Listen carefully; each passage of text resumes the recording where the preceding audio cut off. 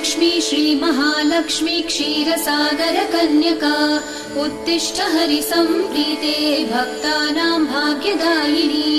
श्रीलक्ष्मी श्रीमहालक्ष्मी क्षीरसागरकन्यका उत्तिष्ठ हरिसम्प्रीते भक्तानां भाग्यदायिनी।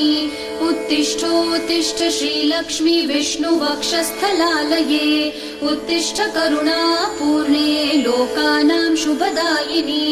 उत्तिष्ठोत्तिष्ठ श्रीलक्ष्मी विष्णुवक्षस्थलालये उत्तिष्ठ करुणापूर्णे लोकानां शुभदायिनी।